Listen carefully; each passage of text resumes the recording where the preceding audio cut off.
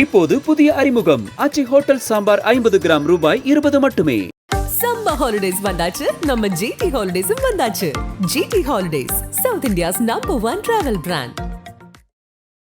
பருவ காலத்தில் எப்படி இலையுதிர் காலமோ அது போல கலையுதிர் காலம் அப்படின்றாரு அண்ணன் சீமான். நாம் தமிழர் கட்சிக்கு இது கலையுதிர் காலமா? என்ன நடந்துட்டு இருக்கிறது நாம் தமிழர் கட்சியில? இப்போ காளியம்மாள் அவர்கள் விலை போய் விடுவார். நம்மளே ஒரு மாதிரி மலிவுபடுத்துறோமோன்னு நினைக்கிறேன் நான்.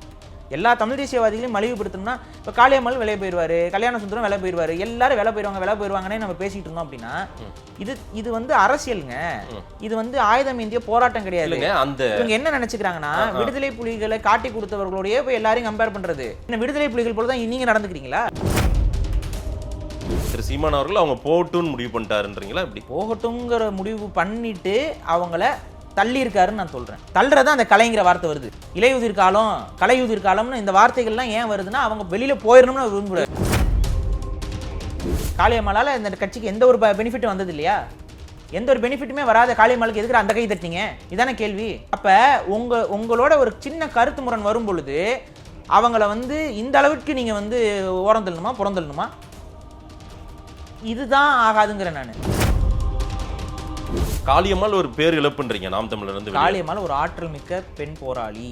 அவங்க ஏன் நான் அந்த அளவுக்கு நான் அவங்கள சொல்றேன் அப்படின்னா அதுக்கு காரணங்கள் இருக்கு. ஒரு பெரிய மது ஆலையை தனியே ஒரு மனுஷியாக நின்று போராட்டம் பண்ணி மூடி இருக்கிறாங்க.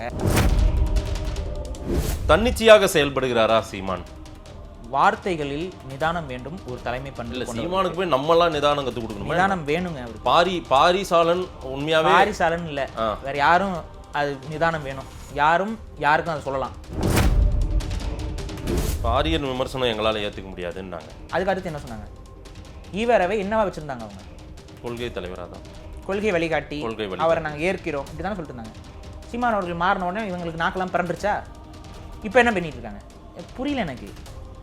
சீமான் அவர்கள் இப்படி குட்டிக்கான நடிச்சா இப்படி குட்டிக்கான நடிப்பேன், அப்படி குட்டிக்கான நடிப்பு சொன்னா நீ அப்படி குட்டிக்கான நடிப்பேன். இவங்ககிட்ட நான் பேசிட்டு இருக்கேனா?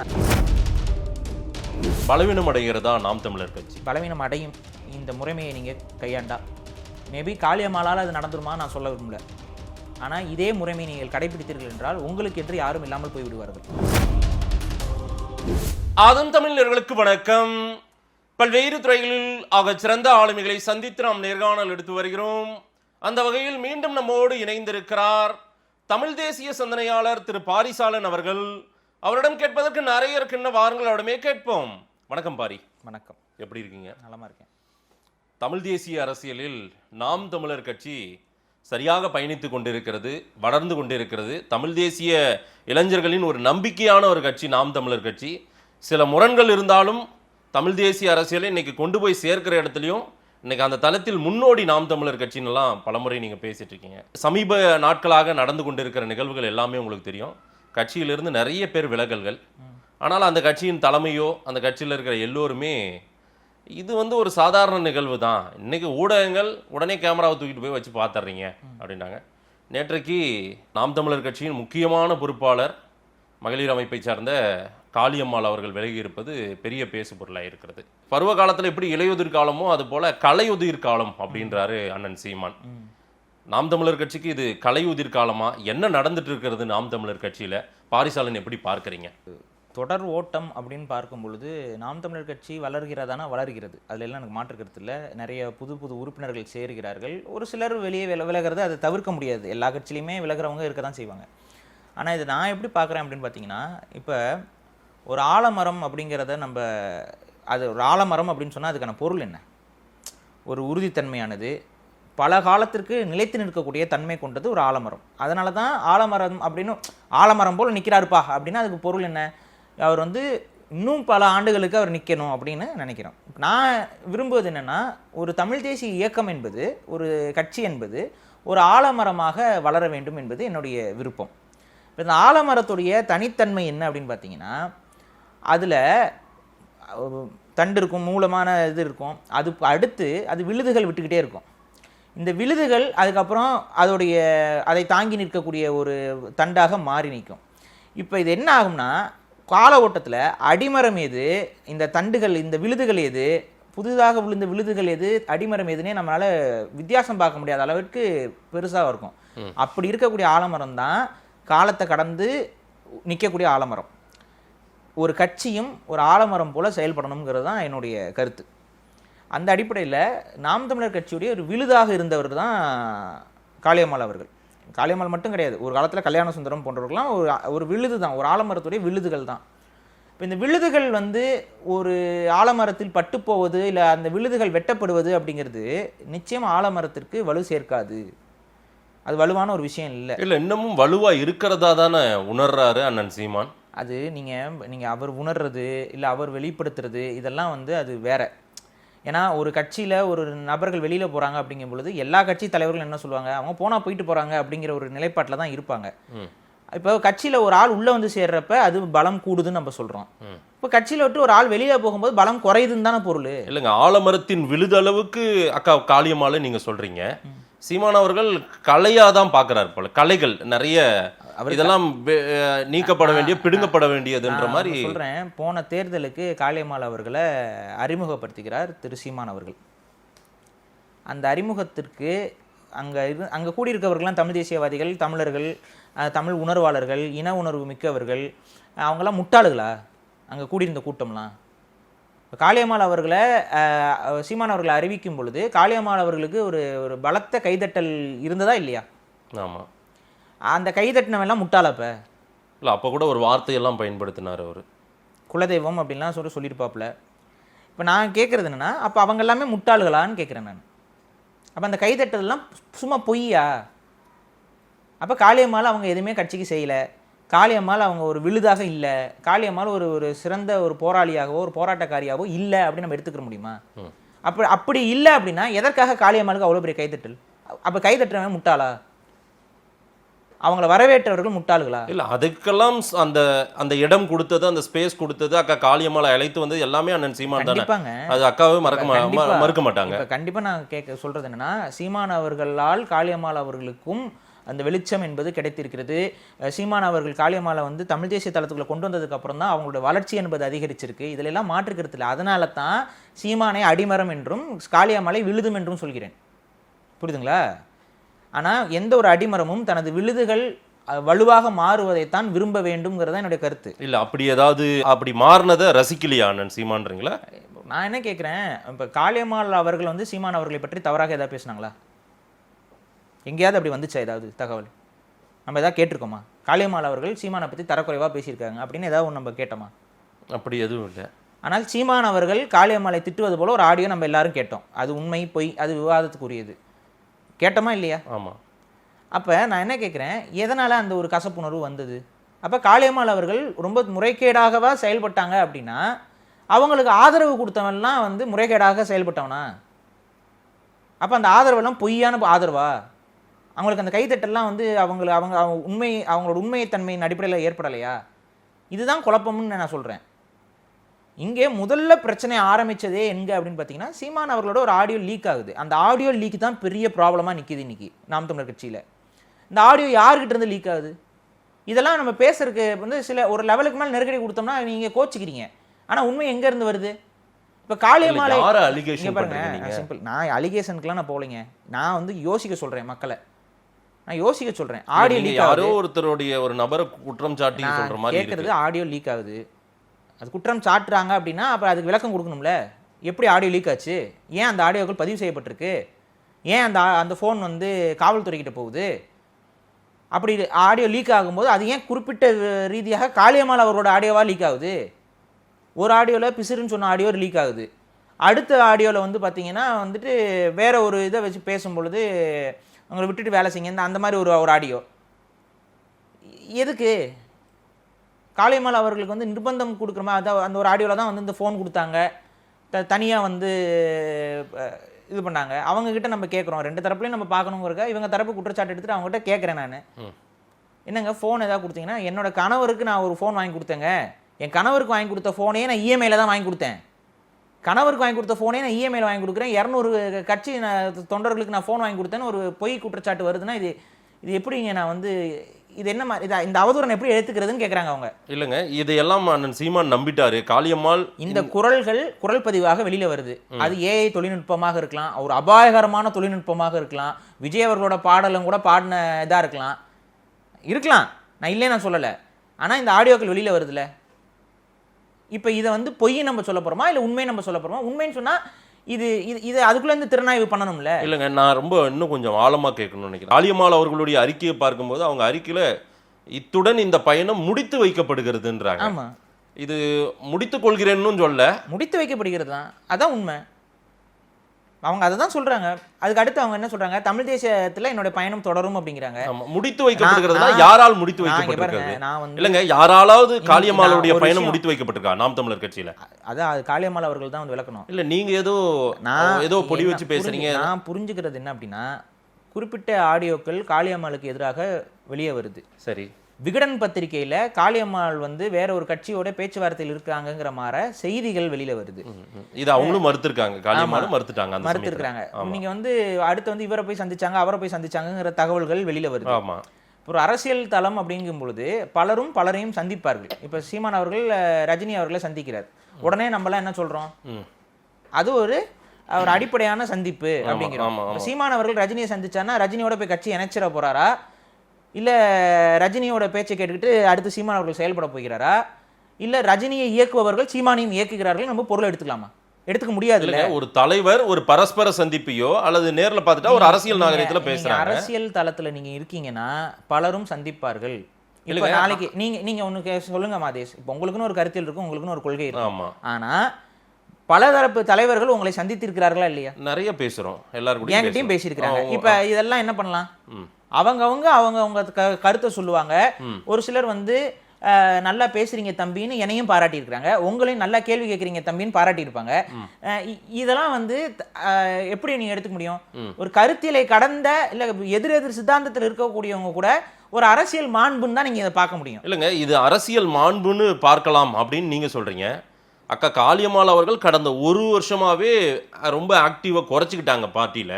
அந்த ஒரு சில கூட்டங்களுக்கு மட்டும் வருவது, அதே போல பல கூட்டங்களுக்கு அவங்க வராமல் தவிர்த்தது, தன்னிச்சையாக சில கூட்டங்கள் நடத்தினாங்க அப்படின்னுலாம் சில குற்றச்சாட்டை வைக்கிறாங்க. அந்த குற்றச்சாட்டுகள் அவங்க சொல்றாங்க. நாம் தமிழர் தரப்புல இப்படி என்ன சொல்றாங்க, காளியம்மாள் அவர்கள் வருவதில்லை அப்படிங்கிறாங்க. ஆமா, காளியம்மாள் அவர்கள்ட்ட அதை கேட்கும்போது அவங்க என்ன சொல்றாங்கன்னு பார்த்தீங்கன்னா, என்னை கூப்பிடுறது இல்லை, என்னை வந்து ஒரு மாதிரி நான் வந்தாலும் வந்து அங்கே வந்துட்டு ஏன் இவங்களை வராங்க, எனக்கு என்னுடைய பேர் போட்டு ஒரு கூட்டம் நடத்தினா அந்த கூட்டங்கள் தடை செய்யப்படுது, நான் போனதுக்கு அப்புறமா அந்த கூட்டங்கள் நடக்காம போயிருக்கு அப்படின்னு அவங்க ஒரு குற்றச்சாட்டு வைக்கிறாங்க. இப்போ இது சீமான் டைரக்ஷன்லயே நடந்திருக்குன்றீங்களா? அவர் சொல்லி தான் இதெல்லாம் நடக்குதுன்றீங்களா? அதாங்க, இது அவர் சொல்லி தான் நடக்குதுன்னா இங்க யாருமே இங்க பேச விரும்பல. சரி, இங்க நாங்க சொல்றது என்ன அப்படின்னா, காளியம்மாள் போன்ற ஒரு ஆற்றல் மிக்க ஒரு பெண், ஒரு அவங்களுக்கு ஒரு ஆற்றல் இருக்கனால தான் அவங்களுக்கு இவ்வளோ பெரிய அரசியலில் பெரிய அளவு பொருளாதாரம் இல்லாமல், நான் இன்னைக்கு ஒரு பதிவு பார்க்குறேன், ஒரு தம்பி நாம் தமிழருக்கு ஆதரவாக இருக்க தம்பி போட்டிருக்காரு. யாரோ XYZ தானே, நீங்க தெரிஞ்ச முகமா? என்ன தெரிஞ்ச முகம் யாரும் பேசல. இது அவர் என்ன பதிவு போட்டிருக்காருன்னா, ஒரு ஏழை எளிய பின்புலத்திலிருந்து இன்னைக்கு அரசியல் செய்ய வரவங்க எல்லாருமே பணத்தை நோக்கி தான் வருகிறார்கள்னு அவர் ஒரு 19 ஒரு பதிவு போடுறாரு. இது எப்படின்னா, இந்த மாதிரியான உளவியல் இருக்கக்கூடாதுன்னு நான் சொல்ல வரேன். இப்போ காளியம்மாள் அவர்கள் விலை போய் விடுவார் நம்மளே வந்து ஒரு மாதிரி மலிவுபடுத்துகிறோமோன்னு நினைக்கிறேன் நான். எல்லா தமிழ் தேசியவாதிகளையும் மலிவுபடுத்தணும்னா, இப்போ காளியம்மாள் விலை போயிடுவார், கல்யாண சுந்தரம் விலை போயிடுவார், எல்லாரும் விலை போயிடுவாங்கன்னே நம்ம பேசிட்டு இருந்தோம் அப்படின்னா, இது வந்து அரசியலுங்க. இது வந்து ஆயுதம் இந்திய போராட்டம் கிடையாது. இவங்க என்ன நினைச்சுக்கிறாங்கன்னா, விடுதலை புலிகளை காட்டி கொடுத்தவர்களோடய போய் எல்லாரையும் கம்பேர் பண்றது. என்ன விடுதலை புலிகள் போல தான் நீங்க நடந்துக்கிறீங்களா? இல்லைங்க, அக்கா காளியம்மாள் அவர்களோடு நானுமே நெருக்கமா பேசிட்டு தான் இருக்கேன், எனக்கும் தெரியும். நான் இருந்தாலும் சில கேள்விகள் வைத்தால்தான் இது ஒரு தெளிவு பிறக்கும். தமிழ் தேசியவாதிகள் நாம் தமிழர் கட்சி தம்பிகளுக்கும் ஒரு தெளிவு பிறக்கும், தெரியாதவர்கள் விமர்சிக்கிறாங்க அவங்களுக்கும் ஒரு தெளிவு பிறக்கும். காளியம்மாள் அவர்களை புறக்கணிக்கிறாங்க அப்படின்னா இதை அக்காவே இறங்கி போய் அண்ணன் சீமானை சந்தித்துக்கலாமா? அவர் மூத்தவர் தானே, நம்மளை அழைச்சிட்டு போனவர் தானே, கையை பிடிச்சிட்டு சந்திக்கலன்னு சொல்ல வரீங்களா? சந்திக்கலன்னு சொல்ல வரீங்களா? உங்களுக்கே தெரியும், சீமான் அவர்கள்லாம் ஒரு இடத்துல கைதாக இருக்கும்போது இவங்க வந்து அவங்களை சந்திச்சதெல்லாம் வீடியோலாம் நீங்களே எல்லாம் ஒரு போட்டு காமிச்சிட்டு இருந்தீங்க. அப்போ சந்திச்சிருக்கிறாங்க, பேசியிருக்கிறாங்க.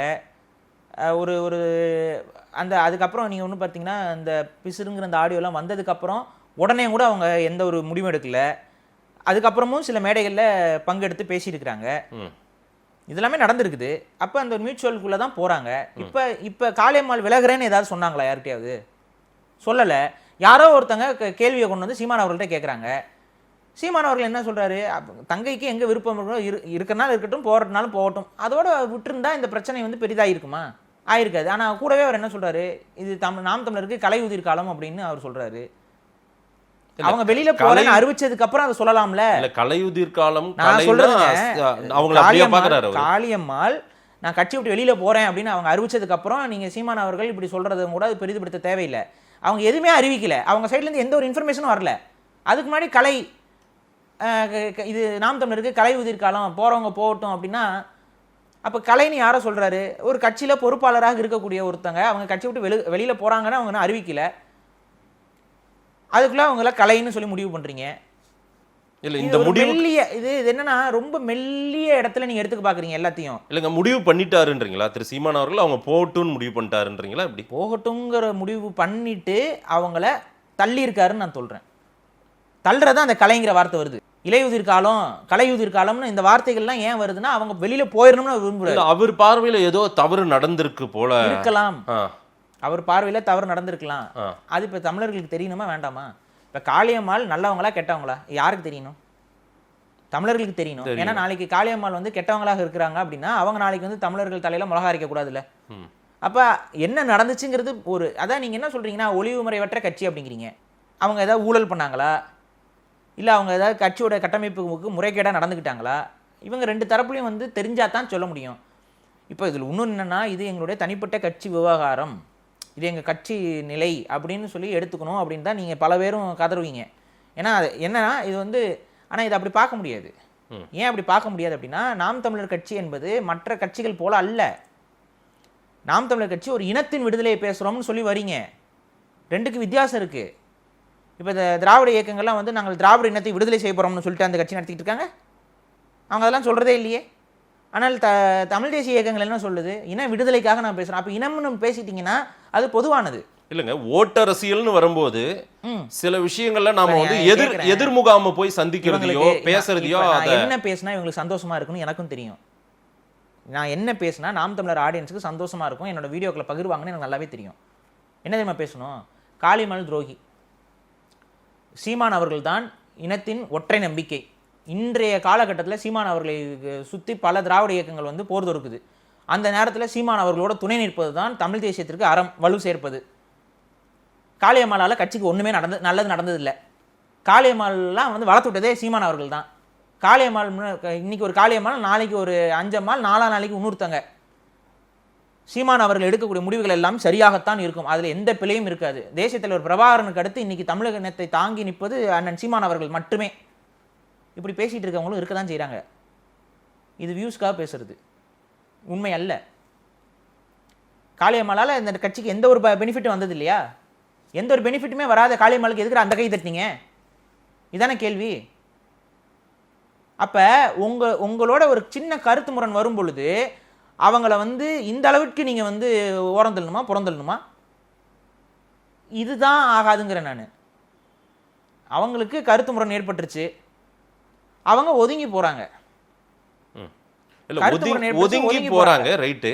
அவங்க வந்து தலைமையோடு பேசவோ கட்சியின் முக்கியமான ஆட்களோடு பேசினாங்களா? அதுக்கான முயற்சியெல்லாம் அவங்க எடுத்திருக்காங்க. அவங்க யாருமே நான் ஒன்று கேட்குறேன், உங்களுக்கு இந்த அளவுக்கு ஒரு கைத்தட்டலோட ஒரு இடத்துல உங்களுக்கு முக்கியத்துவம் கிடைக்கிற ஒரு இடத்த விட்டு நீங்கள் போவீங்களா? யாராவது வந்து வித் காமன் சென்ஸ் இதை யோசிப்பாங்களா? காளியம்மாள் அவர்களுக்கு திமுக இந்த அளவுக்கு கைதட்டல் கிடைக்குமா? காளியம்மாள் அவர்களுக்கு ஏடிஎம்கே இந்த அளவுக்கு கைதட்டல் கிடைக்குமா? நீ கல்யாண சுந்தரத்தை நம்ம பார்த்துட்டு தானே இருக்கோம். நல்ல மனுஷன் தான், நல்ல பேச்சாளர் தான். அதிமுக அவருக்கான இடம் எங்கே இருக்கு? எங்கே இருக்கு உங்களுக்கே தெரியும்.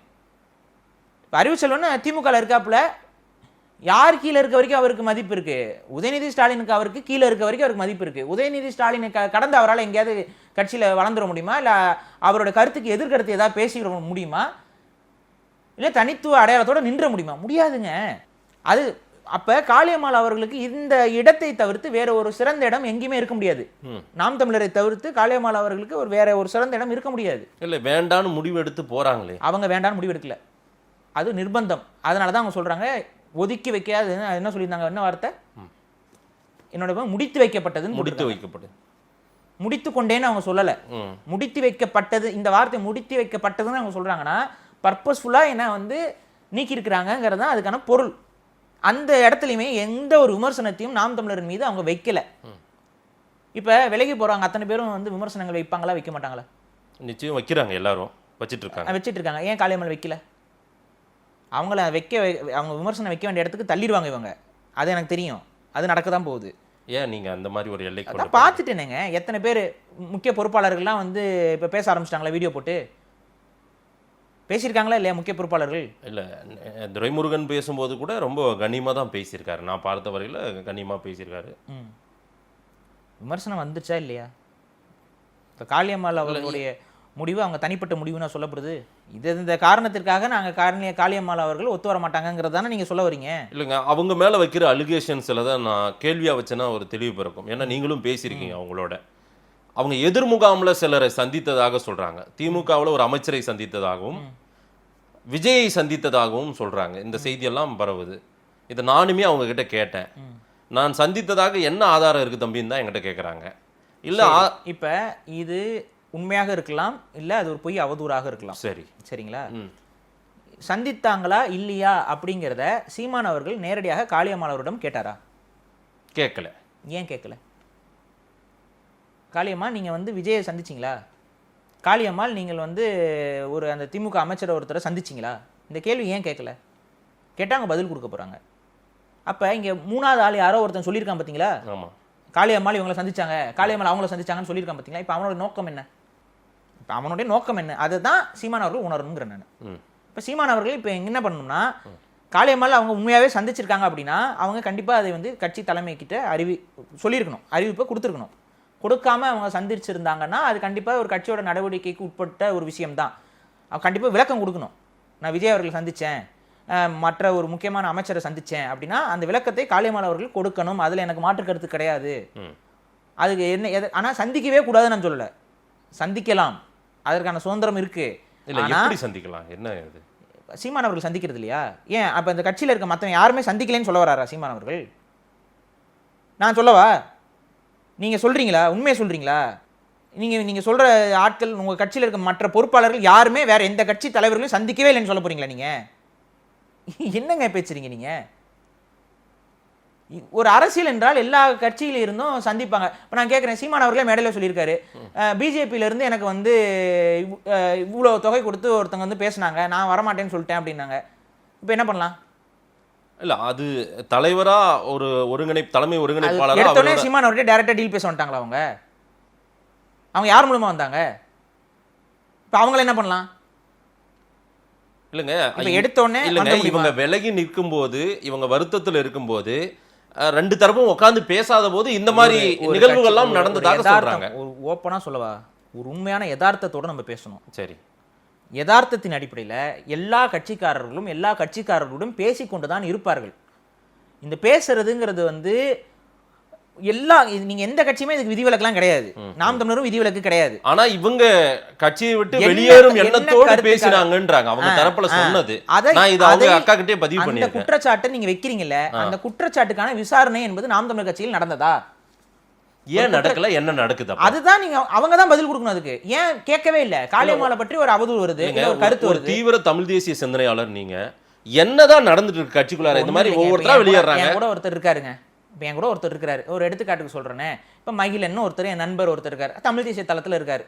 இப்போ அவர் வந்து எனக்கு எதிராக ஒரு கருத்தை பதிவு பண்ணுறாரு. நிறைய பேர் என்ன நினைப்பாங்க, அவர் எதிராக கருத்தை பதிவு பண்ணுறாருன்னா நம்ம எடுத்தோன்னே அவர் மேலே எரிஞ்சு விழுந்துடுறோம்னு நினைக்கிறாங்க. ஆனால் அப்படி கிடையாது. நம்ம அப்படியே எரிஞ்சு விழுகிற ஆளு கிடையாது. அவர் நம்மகிட்ட பல தகவல்களை சொல்லிட்டு தான் இருப்பார். அந்த தகவல்களுக்கு புறம்பாக ஒரு விஷயத்தை அவர் செய்யும் பொழுது தான் எரிஞ்சு விழுகிறோம். நான் ஒருத்தர் விமர்சிக்கிறேன். என்ன விமர்சிக்கிறேன்? நீங்கள் பிரியாணி போய் அவங்களோட போய் சேர்ந்து சாப்பிடும்போதே எனக்கு புரிஞ்சிருக்கணும் அப்படின்னு சொல்லி ஒருத்தர் நான் விமர்சிக்கிறேன் அப்படின்னா அதுக்கு ஒரு காரணம் இருக்குது. ஏன் அப்படின்னா, மாட்டு இறைச்சிக்கு எதிராக நான் பேசியிருப்பேன், நிறைய இடங்களில் பேசியிருப்பேன். அதை தேவையில்லாமல் திணிக்கக்கூடாதுன்னு நான் சொல்லுவேன். சரி, நாம் தமிழர் கட்சிக்காரங்க மாட்டு இறைச்சி தின்பது ஒரு ஒரு பெரும் பண்பாட்டு புரட்சி போல் அவங்க எடுத்து முன்னிலைப்படுத்திக்கிட்டு இருப்பாங்க. இன்றைக்கி அதை கைவிட்டுருக்காங்க, வாழ்த்துக்கள். ஆனால் அன்றைக்கி அந்த காலகட்டத்தில் மாட்டு இறைச்சி தின்பது ஏதோ தமிழர் பண்பாட்டுக்கு உட்பட்டதுங்கிற மாதிரி அவங்க ஒரு ப்ரொபகண்டாவில் ஈடுபடுவாங்க. அந்த ப்ரொபகண்டாவில் மகிழன் அவரை கலந்துக்குவாங்க. ஆனால் ஒரு உண்மை என்ன தெரியுமா? இது வெளியில் சொன்னதில்லை, ஆனால் இந்த விமர்சனம் வர்றதுனால நான் உண்மையை பதிவு வைக்க வேண்டியது இருக்குது. மகிழன் மாட்டுக்கறி சாப்பிட மாட்டார்.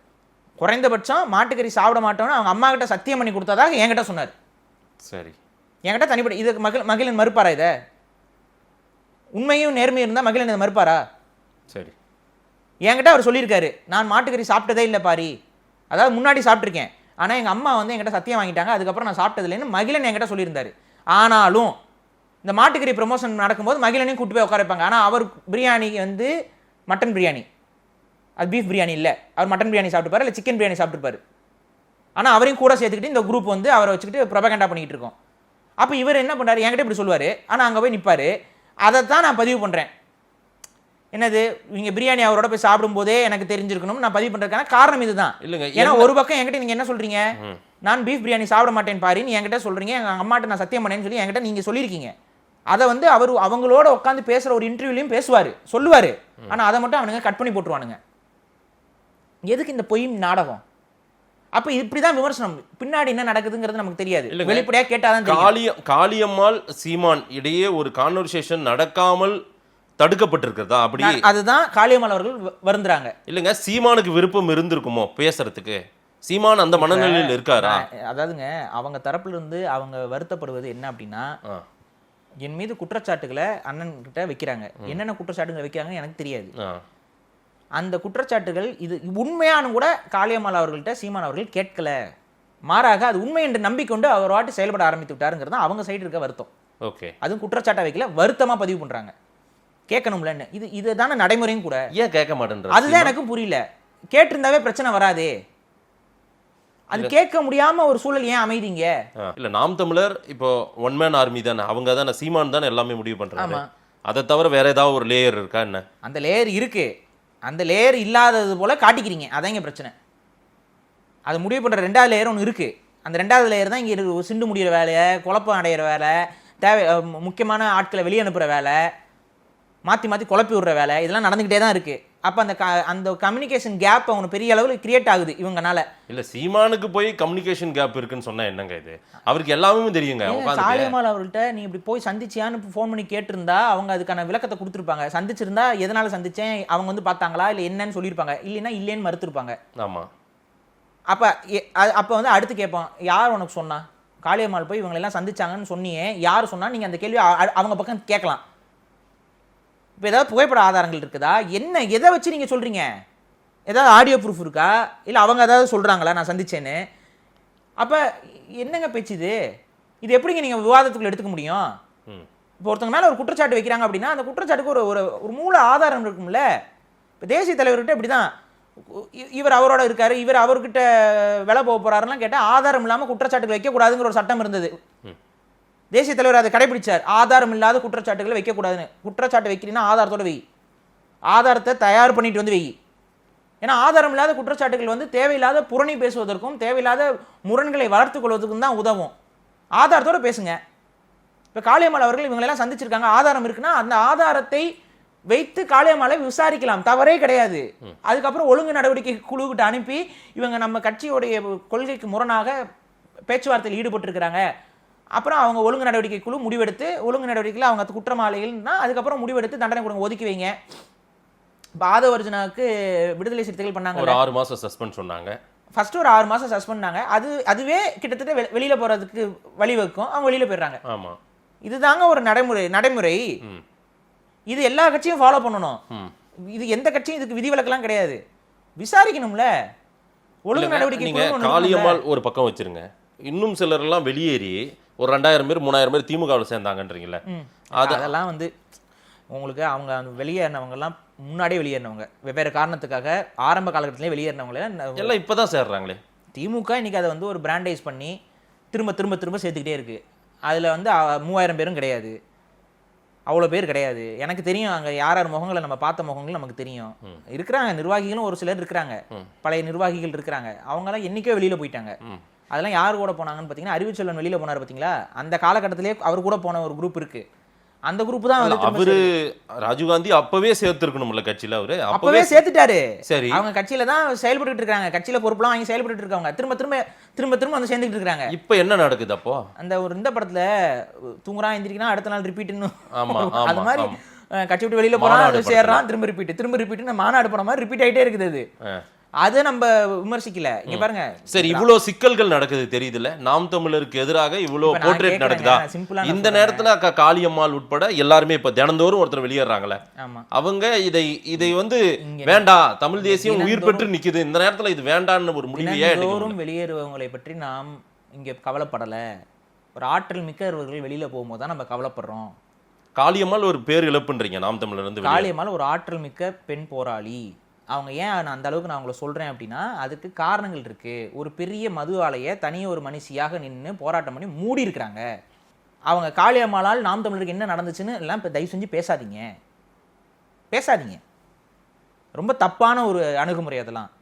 ஒரு முறைகேடான சர்க்கரை ஆலை, அதுவும் யாருடைய கட்டுப்பாட்டில் இருக்கக்கூடிய சர்க்கரை ஆலை, அந்த சர்க்கரை ஆலையை யார் வாங்கினாங்க என்னன்னு போய் தயவு செஞ்சு தெரிஞ்சுக்கிட்டு வந்து பேசுங்க. அந்த சர்க்கரை ஆலைக்கு எதிராக வழக்கு தொடுத்து போராடி அந்த சர்க்கரை ஆலை முறைகேடாக சாராய ஆலைக்கு விற்பனைக்காக அந்த மொலாசிஸ் தயாரிக்கிறதுக்கு பர்மிஷனே இல்லாமல் தயாரிக்கிறாங்கங்கிற அந்த உண்மையை பகிரங்கமாக அடித்து மீடியாவை இது பண்ணி நீதிமன்றம் நாடி கடைசியில் அந்த சர்க்கரை ஆலையை இழுத்து மூடியவர்கள் காளியம்மாள். அதிகார உச்சத்தில் இருக்கக்கூடிய ஒரு அவங்க கட்சியிலே போய் திரும்ப காளியம்மாள் சேருவாங்கன்னு சொல்லி பேசுறதுலாம் எனக்கு அதுதான் புரியல. அவ்வளோ பெரிய சர்க்கரை ஆலையை மூடுறதுக்கு அவங்க வேலை செஞ்சுருக்கிறாங்க. அதுக்கப்புறம் ஒரு சிமெண்ட் ஃபேக்ட்ரி, ஒரு பெரிய சிமெண்ட் ஃபேக்ட்ரி, முறைகேடாக இயங்கிய சிமெண்ட் ஃபேக்ட்ரியும் அவங்க இழுத்து மூடி இருக்கிறாங்க. இதெல்லாம் வந்து அதுக்கப்புறம் உங்களுக்கு மீனவர் சார்ந்த சில பிரச்சனைகள், போராட்டங்கள் எல்லா காலத்திலயும் அவங்க நின்றுக்கிறாங்க. இல்லைங்க, இந்த மாதிரி விமர்சனங்கள் நிறைய வந்துட்டே இருக்குது. அக்கா காளியம்மாளே, நான் ஒரு மானமுள்ள தமிழச்சி, நான் அங்க போய் சேர மாட்டேன், அங்க போய் நான் சேருவேனா அப்படின்றத கூட ஒரு வார்த்தையா சொல்லியிருக்கலாமே அப்படின்னு ஒரு தரப்பு கேட்கறாங்க. எங்கிட்டே கேட்டாங்க. அதை சில பாக்குறோம். மதியாதார் தலைவாசல் மிதியாதே அப்படிங்கிற ஒரு விஷயம் இருக்குல்ல, அதை நம்ம வேண்டாம்னு நம்ம சொல்ல போறோமா? இவ்வளவுதான் விஷயம். மதிக்கணுங்க, யாரா இருந்தாலும் யாரையும் மதிக்கணுங்க. இப்போ காளியம்மாள் அவர்கள் விலக போறாங்கன்னு ஒரு பத்திரிகையாளர் உங்ககிட்ட வந்து கேள்வி கேட்குறாங்க அப்படின்னா நீங்க என்ன சொல்லலாம்? எனக்கு தகவல் வரல. இப்போ நீங்க திருமாவளவன் என்ன சொன்னாருன்னு பார்த்தீங்களா? அவர் வந்து உங்க கட்சியை விட்டு விலகிட்டாரு போயிட்டாருன்னா திருமாவளவன் என்ன பதில் கொடுத்தாரு உங்களுக்கு ஞாபகம் இருக்கா? சொல்லுங்க. அது அங்கே விசாரணையில் இருக்கு. எனக்கு அப்படி தகவல் முதல்ல வரல, தெரியல, நான் விசாரிச்சுட்டு சொல்றேன், நான் கலந்து பேசிட்டு சொல்றேன். இதுதானங்க பதில்.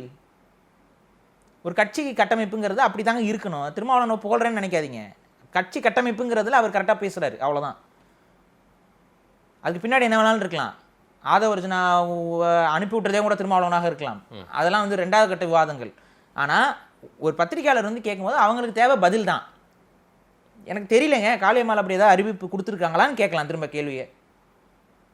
அப்படி எதுவும் அறிவிப்பு வரல, அப்படி ஏன் வந்து கேட்குறீங்க, எனக்கு புரியல அப்படின்னு கேட்கலாம். அதையும் கடந்து ஒரு படி மேலே போய் அவங்களுக்கு உண்மையாகவே இந்த கட்சியில் விருப்பம் இல்லை அப்படின்னா அவங்க விலகி போகிறதுல எனக்கு பிரச்சனை கிடையாது. அது வரைக்கும் ஓகே, அது யாரும் வந்து அவமதிப்பாக பார்க்க மாட்டாங்க. ஆனால் அடுத்ததே வந்து கலையுதிர் காலம்னு சொல்லும்போது அப்போ காளியம்மாளை நீங்கள் கலையாக கருதுகிறீங்க. இது வேற ப்ரெஸ் மீட்டில் அவர் சொல்லலை, தனியாக சொல்லலை, காளியம்மாளை பற்றி பேசிக்கிட்டு இருக்கும்போது தான் சொல்கிறாரு. அப்போ அதுக்கு பொருள் என்ன? அப்போ அது உண்டு ஆகும். யாராக இருந்தாலும் இத்தனை ஆண்டு காலம் பயணிக்கிறோம், நம்ம இவ்வளோ நம்பிக்கையோடு செயல்படுறோம், நம்மளை வந்து இப்படி ஒருத்தர் சொல்கிறாருங்கும்போது அது அந்த ஊண்டிங் இருக்கும். இந்த ஊண்டிங் யாருக்கு இருக்காது அப்படின்னா சீமான் அவர்களோட பழகாத, சீமான் அவர்களுக்காக கீழே இருந்துட்டு இன்னைக்கு கமெண்ட் போடுற உங்களுக்கு இருக்காது. உங்களுக்கு இருக்காது. ஏன்னா உங்களை யாருன்னே சீமானுக்கு தெரியாது.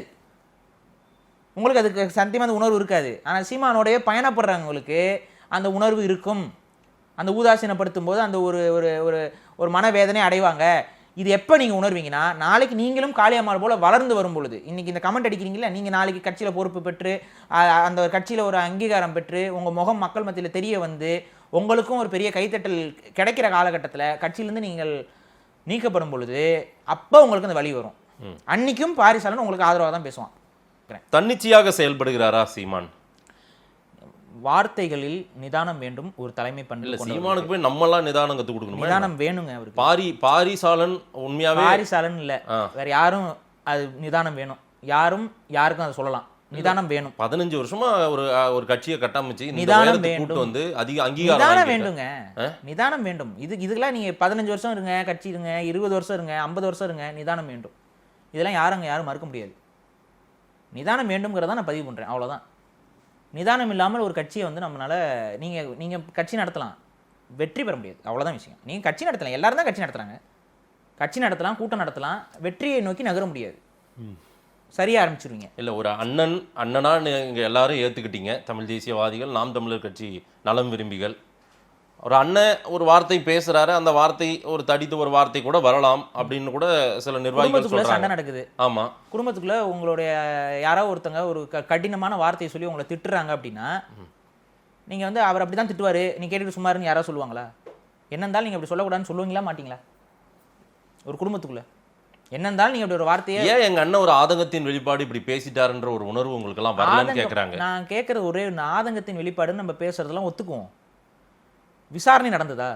காளியம்மாளை போய் சந்திச்சாங்கன்னு சொல்லி ஒரு குற்றச்சாட்டு அவங்க மேல வைக்கப்படும் பொழுது அதுக்கான விசாரணை நடந்ததா? விசாரணையில அவங்க சந்திச்சாங்கிறது உறுதியானதுக்கு அப்புறம் ஆதங்கம் வருவதில் எனக்கு மாற்று கருத்தே இல்லை.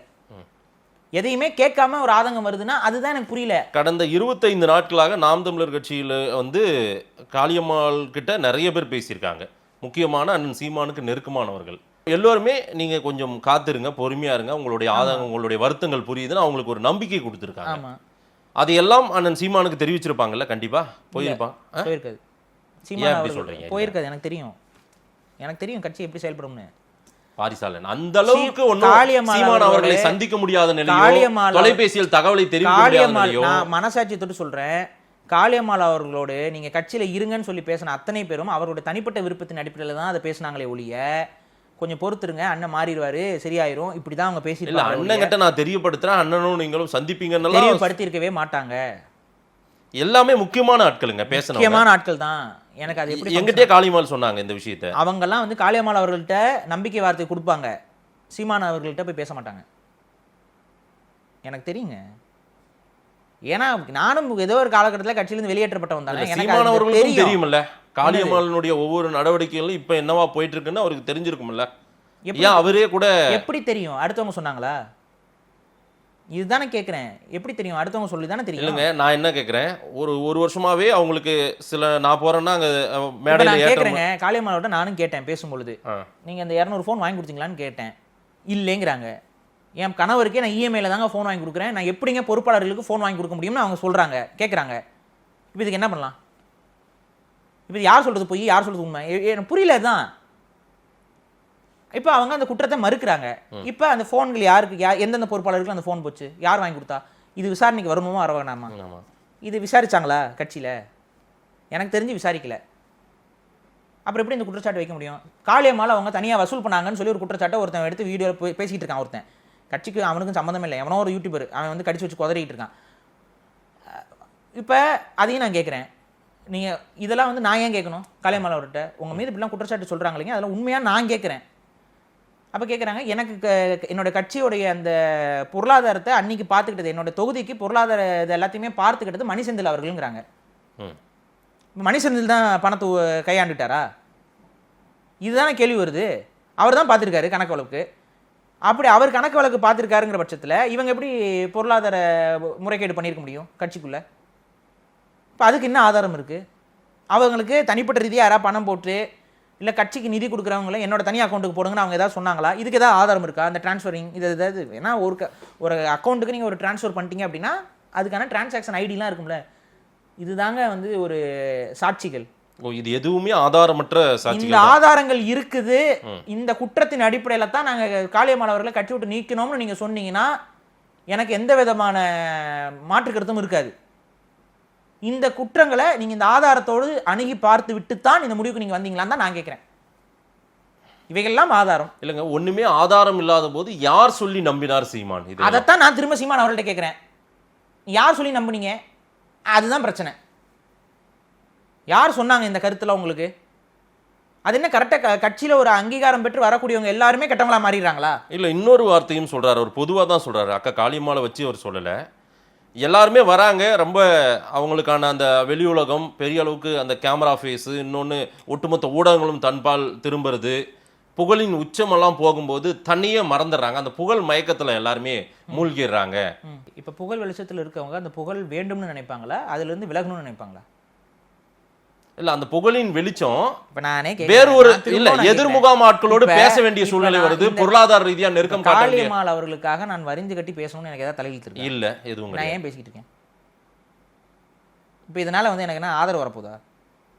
இந்த காணொலினால நாம் தமிழர் கட்சிக்காரங்களா பாரிசாலன் சொல்வது உண்மைன்னு சொல்ல போறாங்களா? இல்ல, எல்லாம் விமர்சிக்க தான் போறாங்க. விமர்சிக்க தான் போறான். ஏன் பேசிட்டு இருக்கேன்? நான் ஒரு அநீதி நம் தரப்புல இருந்து நடக்கக்கூடாதுன்னு நான் நினைக்கிறேன். என்ன காளியம்மாளுக்கு அநீதி நடந்துச்சு? ஆமா, அப்படி நான் நினைக்கிறேன். ஏன்னா அவங்க தரப்புல அவங்க சொல்ற நியாயங்களை அவங்க என்கிட்ட சொல்றாங்க, அது விசாரிக்கப்படலைங்கிறது ஒரு அநீதியா நான் பாக்குறேன். அவங்க குற்றவாளியா கூட இருக்கலாம், நான் இப்பவும் சொல்றேன், அவங்க குற்றவாளியா கூட இருக்கலாம். ஆனால் விசாரித்து தான் முடிவெடுக்கணும்னு நான் சொல்றேன். இல்லைங்க, அந்த விசாரணைக்கு ஒரு கட்சிக்குள்ள ஒரு நீதிமன்றம் போல ஒழுங்கு நடவடிக்கை குழு செயல்படணும். அவங்க எல்லா தரவுகளையும் பார்த்து ஆமா காளியம்மாள் வந்து தவறான நபர் தான் அப்படின்னா அப்புறம் தான் நடவடிக்கை எடுக்கணும். விசாரிக்கவே படலைங்கிறது நமக்கு அப்பட்டமா தெரியுது. இல்லைங்க, நிறைய பேர் வெளியேறிட்டே இருக்காங்கல்ல. காளியம்மாளுக்கு கட்டாயம் விசாரணை ஒன்று நடந்திருக்க வேண்டியது ஒன்று. காளியம்மனுக்கு இது எல்லாருக்கும் நடக்கணும். ஆனா யாருக்குமே அதை நடத்த ஏன் முன் வர மாட்டேன்றாங்க? தொடர்ச்சியான வெளியேற்றம் நடந்துட்டே இருக்கு. ஆனால் இந்த பக்கம் நாங்கள் 1000 பேரை சேர்த்துட்டோம், 2000 பேரை சேர்த்துட்டோம், 15000 பேர் ஒரே நாளில் சேர்த்துட்டோம், இதையெல்லாம் சொல்றாங்க. ஆனால் அந்த விசாரணைக்கோ விசாரணை வளையத்துக்கோ அல்லது யாராவது ஒருத்தர் அண்ணன் சீமானை போய் வீட்டில் பார்த்ததோ அது நடக்கவே இல்லையே, ஒன்று கூட நடக்கலையே. அதுதான் ஏன்னு புரியல. அதுக்கப்புறம் இப்போ ஒரு நரேஷனை புதுசாக செட் பண்ணுறாங்க. நாம் தமிழர் மட்டும், நான் சீமான் அவர் மட்டும்தான் அப்படின்னு சொல்லி கொண்டு போகிறாங்க. நான் ஒரே ஒரு கேள்வி கேட்குறேன். 234 தொகுதி இருக்குங்க நாம் தமிழர், நம்ம வந்து தமிழ்நாட்டில் எல்லா தொகுதியிலும் தான் நாம் தமிழர் கட்சிக்காரங்க நிற்கிறாங்க. அதில் வந்து பட்டியல் பிரிவுக்கான தொகுதிகள், தனி தொகுதிகள் இருக்குது. அந்த தனி தொகுதிகளுக்கான டெபாசிட் அமௌண்ட் எவ்வளோ இருக்கும்? கம்மியாக இருக்கும், 15000 நினைக்கிறேன் எனக்கு தெரிஞ்சு. மற்ற தொகுதிகளுக்கு எவ்வளோ வரும்? 25000 to 30000. இப்போ நீங்கள் வந்து 234 இதை கணக்கு பண்ணி பாருங்க, எவ்வளோ வருது? 5.5 கோடி ரூபா இருந்தால் தான் எல்லா தொகுதியிலையும் உங்களால் டெபாசிட் கட்டி வேட்பாளராக நிப்பாட்ட முடியும். இது ஒரு 5.5 கோடி ரூபா. இது வரைக்கும் சட்டமன்ற தேர்தலில் எத்தனை வந்து நாம் தமிழர் அணுகியிருக்கு? இங்கே நாடாளுமன்ற தேர்தலே விட்டுருங்க, 2 சட்டமன்ற தேர்தலை அணுகியிருக்கிறாங்க. 5.5 கோடி ரூபா நீங்கள் கணக்கு பண்ணீங்க. எத்தனை கோடி ரூபா? 11 கோடி. இந்த 11 கோடி அண்ணன் சீமான் எடுத்து கொடுத்தாரா? சொல்லுங்க நீங்க. இல்லை. அப்போ அதில் பங்கீடு எவனுக்கோ இருக்குல்ல. இப்போ அவனும் தமிழ் தேசியத்துக்காக தானே அந்த பங்கீடை கொடுத்துருக்கான். இந்த தமிழ் தேசிய கட்சிக்காக ஒரு ரூபாய் அவன் செலவு பண்ணியிருக்கான்ல. அப்புறம் எப்படி இது எல்லாமே ஒரு தனிப்பட்ட நபர்னு கொண்டு போக பார்க்குறீங்க? என்ன சீமான் புகழ்பாடும் மன்றமா மாறிடுச்சு? அப்படி தானே மாறிக்கிட்டு இருக்கு. வேற என்ன? கட்சி என்றால், அதுவும் தமிழ் தேசிய கட்சி என்றால், நீங்கள் யாரை பார்த்து இந்த இதெல்லாம் கட்டமைக்கிறீங்கன்னா அங்கே வந்து ஒரு கருத்து சுதந்திரம் இருக்கணும், அங்கே வந்து ஒரு ஃப்ரீடம் ஆஃப் ஸ்பீச் இருக்கணும். நேற்று வரைக்கும் உங்களுக்கே தெரியும், எத்தனை வருஷமாக ஈவேரா பிம்பத்தை எதிர்த்து பேசிக்கிட்டு இருக்கோம். உங்களோட எத்தனை முறை நான் விவாதம் பண்ணியிருக்கேன், உங்களுக்கு தெரியுமா தெரியாதா? அந்த நேரத்தில் நாம் தமிழர் கட்சி பொறுப்பாளர்கள் உங்களோட பேசியிருக்காங்களா இல்லையா? அவங்க நிலைப்பாடு என்ன நீங்கள் சொல்லுங்கள். இப்போ நீங்கள் அன்னைக்கு பேசினாங்களா இல்லையா? ஈவேராவை பாரிசாலன் விமர்சித்து கொண்டிருக்கும் பொழுது நாம் தமிழர் கட்சிக்காரங்களோட நிலைப்பாடு என்ன சொல்லுங்க மதேஷ்? பாரியன் விமர்சனம் எங்களால் ஏற்றுக்க முடியாதுன்னாங்க. அதுக்கு அடுத்து என்ன சொன்னாங்க? ஈவேராவை என்னவா வச்சுருந்தாங்க அவங்க? கொள்கை தலைவராக தான், கொள்கை வழிகாட்டி, அவரை நாங்கள் ஏற்கிறோம் இப்படி தானே சொல்லிட்டு இருந்தாங்க. சீமான் அவர்கள் மாறின உடனே இவங்களுக்கு நாக்கெல்லாம் பிறண்டுருச்சா? இப்போ என்ன பண்ணிட்டு இருக்காங்க புரியல எனக்கு. சீமான் அவர்கள் இப்படி குட்டிக்க நடிச்சா இப்படி குட்டிக்க நடிப்பேன், அப்படி குட்டிக்க நடி சொன்னா நீ அப்படி குட்டிக்க நடிப்பேன். இவங்க கிட்ட நான் பேசிட்டு இருக்கேன். நான் மக்கள்கிட்ட பேசிட்டு இருக்கேன். வலு சேர்க்கறீங்க திமுக. நான் மக்கள்கிட்ட பேசிட்டு இருக்கேன். பாரிசாலன் திமுகவுக்கு வலு சேர்த்துட்டு எப்படி திமுகவுக்கு வலு சேர்க்கிறேன்? திமுக நடத்தின ஆலை, அந்த ஆலைக்கு எதிராக வந்து வழக்கு போட்டு அந்த ஆலையை மூடினவங்க காளியம்மாள். ஆனா காளியம்மாளை கட்சி விட்டு நிற்கிறீங்க. ஆனா வந்து நாங்க திமுகவுக்கு ஆதரவா பேசுறோமா? நான் கேட்கறதுங்க, திமுகவுக்கு எப்படிங்க இது வலு சேர்க்கும் சொல்லுங்க நீங்க. இல்ல பாரிசாலன் பேசுறது திமுகவுக்கு எது வலு சேர்க்கும்னா, உங்க கட்சியோட முக்கிய நிர்வாகிகள் எல்லாம் வெளியேறிக்கிட்டே இருக்கிறாங்கிற செய்தி தான் திமுகவுக்கு வலு சேர்க்கும். வேற எதுவும் வலு சேர்க்காது. இது எல்லாத்தையும் கலைகளா தான் பாக்குறாரு அவரு. இதெல்லாம் களை எடுக்கப்பட வேண்டியது. யார் உங்களுக்கானவர் காட்டுங்க. சில மாதங்களுக்கு முன்னாடி அண்ணன் சீமான் பேசியதாக கூட ஒரு தகவல் எனக்கு வந்தது. நாம் தமிழருக்கும் சீமானுக்குமானவர் யாரு சொல்லுங்க, நீங்க தெரிஞ்சுக்கிறேன். இருக்காங்க ஒரு பெரும் படையே ஒரு பேச்சாற்றல் மிக்கவர்களே. அது பேச்சாற்றல்லாம் இருக்கு. சீமானுக்கானவர் தான் இவர் அப்படின்னு சொல்லுங்க நீங்க. அதுக்கப்புறம் நான் சொல்றேன். சீமானுக்கானவர் நிறைய பேர் இருக்காங்களே. யாராவது ஒரு 2 பேர் சொல்லுங்க நீங்க. சாட்டை துரைமுருகன், இடுமோனம் கார்த்திக். சாட்டை துரைமுருகன், இடுமோனம் கார்த்திகா? நாளைக்கு ஹிமாயன் இவங்க வெளியேறும் போது நான் வந்து பேசுவேன். ஏன் வெளியேறுவாங்கன்றீங்க? வெளியேறுவாங்க, நீங்க வேணா பாருங்க. நாளைக்கு வெளியேறுவாங்க, அவங்களுக்கு இது நடக்கும். இதான் நடக்கும், நீங்க வேணா பாருங்க. என்ன நாம் தமிழர் தமிழ் தேசியத்தை விட்டு வேற ஒரு பாதையில போயிட்டு இருக்கிறதா சொல்றீங்களா? அல்லது அதெல்லாம் இல்ல, கட்சிக்குள்ள நீங்க ஒரு கட்டமைப்பு அப்படிங்கிறத வைத்திருக்கும் பொழுது அதுக்கு ஒரு முறைமைன்னு ஒன்று இருக்கு. அந்த முறைமை இங்க ஒரு சக மனித மரியாதை. இது வந்து பாத்தீங்கன்னா சீமான் அவர்களோடு நிக்கணும், சீமானுக்கு கீழே நிற்கக்கூடாது. சீமான் அவர்களோடு தான் அவரோட கரங்களை நீங்க வலுப்படுத்தணும். சீமான் உங்களோட கால்களை வலுப்படுத்தக்கூடாது. ஏங்க சீமான் கரங்களை தான் வலுப்படுத்துறாங்க. சீமான் கரங்களை வலுப்படுத்தினா இங்க சரியான முறையான விசாரணைகள் நடக்கணும். ஒருத்தர் மேல, ஒரு கட்சி பொறுப்பாளர் மேல ஒரு அவதூறு வந்து வருது, ஒருத்தர் வந்து சொல்றாரு அப்படின்னா உடனடியாக விசாரணை அமைக்கணும். அதுக்கு ஒரு குழு போடணும். விசாரணை குழு ஒரு 4 பேரை போட்டு நீங்க விசாரிங்க, 2 தரப்புலையும் அவங்க பேசணும், கூப்பிடணும், அதை பதிவு பண்ணணும். இவங்க இன்னைக்கு கூப்பிட்டோம், இவங்க என்னென்ன கருத்துக்களை சொல்லியிருக்காங்க, அதுக்கடுத்து ஆதாரங்களை வெரிஃபை பண்ணணும். ஆதாரங்கள் கிடைக்கும் பட்சத்தில் இவங்க போய் சந்திச்சிருக்காங்க, இவங்க போய் பார்த்துருக்காங்க, ஆதாரங்கள் இருக்குது அப்படிங்கிற பட்சத்தில் அவங்க மேலே நடவடிக்கை எடுக்கணும். இதுதான் ஒரு கட்சியோட முறைமை. இந்த முறைமை அங்கே இல்லை அப்படின்னா தனி மனித வெறுப்புகளுக்காக ஒரு இயக்கம் செயல்பட ஆரம்பிச்சிடும். அது இயக்கமாக இருக்காது, அது தனி மனித துதிபாடக்கூடிய கட்டமைப்பாகத்தான் போய் முடியும். தனிமனித துதிபாடல் என்பது தமிழ் தேசியத்திற்கு ஒருபோதும் வலு சேர்க்க போவதில்லை. சீமான் துதி போடுறாங்களா? அது பாடினா தான் இங்கே இருக்க முடியும். நாம் தமிழர்ல அப்படிதான் அப்படிதான் இங்கே உருவாகுது, அப்படிதான் கட்டமைக்கிறீங்க. ஆரம்பத்தில் அப்படி இல்லை. அது இப்போ அப்படி இருந்தால் தான் இருக்கணும் அப்படின்னு சொல்லி ஒரு கட்டமைப்பு உருவாக்க. சீமானுக்கு அதெல்லாம் விருப்பமே இல்லைங்க. எனக்கு தெரிஞ்சு நான் அவர் அப்படிதான் பார்த்துருக்கேன். நீங்கள் இப்படி பேசினா தான் உங்களுக்கு அங்கே இருக்கும். அவ்வளோதான் நான் சொல்ல முடியும். நீங்களும் நான் ஒரு பத்திரிகையாளர், நான் வந்து அதை தான் நான் சொல்கிறேன் இல்லைங்க. நீங்கள் அப்படி பேசுனீங்கன்னா தான் உங்களுக்கு இருக்க முடியும். நீங்கள் சீமான் அவர்களை விமர்சிச்சுலாம் ஒரு கேள்வியெல்லாம் கேட்டுக்கிட்டு இருந்தீங்கன்னா நீங்கள் அவ்வளோதான். உங்களுக்கு ஒரு கட்டமைப்பு இது பண்ணி அவ்வளோதான். உங்களுக்கு பேட்டி கொடுக்கக்கூடாது, இது பேசக்கூடாது, அது பண்ணக்கூடாது, நீங்கள் நடுநிலையாக கூட நிற்க முடியாது. இவரோட இப்போ பழகக்கூடாது, அது பண்ணக்கூடாது, இது பண்ணக்கூடாது, உங்களுக்கு ஒரு இது பண்ணி விட்டுருவாங்க, ஷேடோ பேன் பண்ணி விட்டு போயிடுவாங்க. இதுதான் நடக்கும்.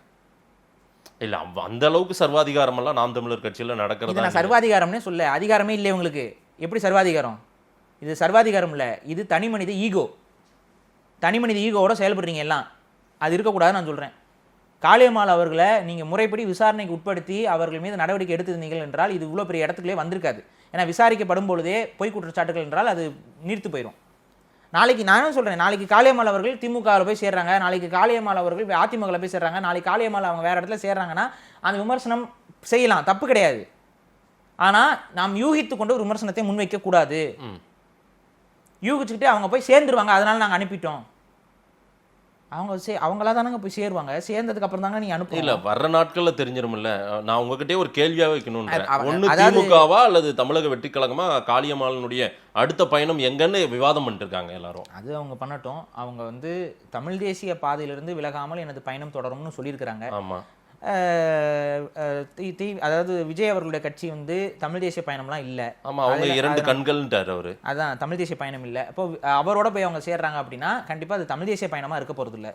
அது ஒரு அவங்களோட அரசியல் பயணமா வேணா இருக்கலாம். அது தமிழ் தேசிய பயணமாக இருக்க போவது இல்லை. சரி. ஆனா அதுக்கப்புறம் அது அவங்களோட தனிப்பட்ட முடிவு. திமுக ஆப்ஷன், திமுக ஆப்ஷனுக்கு போனா எப்படிங்க தமிழ் தேசிய பயணமா இருக்க முடியும்? அது துரோகி முகாம் தான் அது. நீங்க திமுக போனீங்கன்னா தமிழ் தேசியத்துக்கு நீங்க துரோகம் செய்றீங்க. இவ்வளவு நேரம் நீங்க மல்லுக்கட்டி காளியம்மாள் அவர்களுக்காக பேசுறது கூட வீணா போயிடும்ல. ஆமாங்க, போயிடும். ஆமாம் போயிடும். ஆனா அதுக்காக காளியம்மாள்ங்கிற தமிழ் தேசியம் விட்டு கொடுத்துட்டு போகணுமா? நான் சொல்லுங்க. தமிழ் தேசிய கூரைக்குள் இருக்க வரைக்கும் நான் அவங்களை விட்டு கொடுக்க கூடாது. என் வீட்டு பெண்ணாக இருக்கும் வரை அவங்களை விட்டு கொடுக்க மாட்டோம். அவ்வளவுதான் விஷயம். அதுக்கப்புறம் அவங்க வெளியில போயிடுறாங்கன்னா அவங்களை விட்டு கொடுக்குறது அது வேற. அவங்கள பத்தி பேசாமல் கடந்து போறது தான் ஒரு மரியாதை. என்னைக்காவது ஒரு நாள் பாரிசாலன் அவர்கள் திராவிட இயக்கத்தில் இருக்கக்கூடிய பெண்களை இழிவுபடுத்தி பேசி நீங்கள் பார்த்துருக்கீங்களா? திராவிட இயக்கத்தில் எத்தனை பெண்கள் இருக்காங்கல்ல? என்னைக்காவது நான் இழிவுபடுத்தி பேசி பார்த்துருக்கீங்களா? தனி மனித குறைகளையோ தனி மனித வன்மத்தோடையோ திராவிட இயக்கத்தில் இருக்கவங்களையோ இல்லை வந்து சங் பரிவாரில் இருக்கவங்களையோ நான் எதிர்த்து பேசி நீங்கள் பார்த்துருக்கீங்களா? இல்லை. அதுதான் நான். அந்த நடைமுறையை நான் எல்லாருக்கும் நான் பயன்படுத்த விரும்புகிறேன். அவ்வளோதான். தனி மனித தாக்குதலால் உங்களால் கருத்தியில் கொண்டு போய் சேர்க்க முடியாது மக்கள் மத்தியில். அது வேறு மாதிரி போய் நிற்கும். எத்தனையோ பேர் என் மீது தனிப்பட்ட தாக்குதலை செய்வார்கள். அது எதிர் முகாமில் இருந்து அதை நான் வாங்கிக்குவேன். என்னுடைய தாக்குதல் என்பது கருத்தியல் ரீதியாக இருக்கும். பின் பாயிண்ட்டாக அவங்களை எங்கே அடிக்கணுமோ அங்கே நான் அடிப்பேன். மற்றபடி இவங்க வந்து இப்படிப்பட்டவங்க, இவங்க இப்படிப்பட்டவங்க, இவங்களோட கெட்ட வார்த்தை சொல்லி திட்டுறது இது வந்து விமர்சனம் அல்ல. பலவீனம் அடைகிறதா நாம் தமிழர் கட்சி? பலவீனம் அடையும். இந்த முறைமையை நீங்கள் கையாண்டா மேபி காளியம்மாளால் அது நடந்துருமா நான் சொல்ல விரும்பல. ஆனால் இதே முறைமை நீங்கள் கடைபிடித்தீர்கள் என்றால் உங்களுக்கு என்று யாரும் இல்லாமல் போய்விடுவார்கள். அந்த கட்சி வந்து கொஞ்சம் கொஞ்சமாக சரிய ஆரம்பித்துவிடும். அதுவும் இன்றைய அரசியல் சூழல் என்பது ரொம்ப ஒரு அசாதாரணமான சூழலாக மாறி வருகிறது நாம் தமிழர் கட்சிக்கு. அப்போ இன்றைய சூழல்லையும் நீங்கள் அதே நடைமுறைகளை கையாண்டு கொண்டிருந்தால் அது பெரிய பின்னடைவை சந்திக்க நேரிடும். அந்த கட்சி வீழ்ந்து விடக்கூடாதுங்கிறக்காக தான் இதை நம்ம பேசுகிறோம். கோவப்பட்டு பேசினாலும் அந்த கட்சி வீழ்ந்து விடக்கூடாதுங்கிறக்காக தான் நம்ம பேசுகிறோம். அது புரிய மாட்டேங்குது இவங்களுக்கு. விமர்சனமே கூடாதுங்கிறாங்க. நான் இங்கே விமர்சிக்கலைன்னா ஒரு 10 திராவிட கட்சிக்காரன் உங்களை போய் விமர்சிப்பான். அவன் வேறு மாதிரிலாம் சொல்லுவான். அதை புரிஞ்சுக்கோங்க. எப்படி இருந்தாலும் கட்சியில் இருக்க மிக முக்கியமான அறியப்பட்ட முகங்கள் வெளியில் போகும்போது அது உங்களுக்கு பெரிய காளியம்மாள் வெளியில் போகிறாங்கங்க. எல்லா நியூஸ் சேனல்லையும் அது செய்தி வந்துச்சா இல்லையா? இது என்ன மாதிரி தோற்றத்தை சீமான் அவர்களுக்கு ஏற்படுத்தும்னு நீங்கள் நினைக்கிறீங்க? எனக்கு அது புரியல. எல்லா நியூஸ் சேனல்லையும் காளியம்மாள் வெளியேற்றம், காளியம்மாள் வெளியேற்றம், காளியம்மா. அதாவது எப்படி அவங்க எழுதுறாங்கன்னா நாம் தமிழர் கட்சியோட மிக முக்கிய நிர்வாகியான காளியம்மாள் வெளியேற்றம். இது என்ன இமேஜை கிரியேட் பண்ணும் நாம் தமிழருக்கு?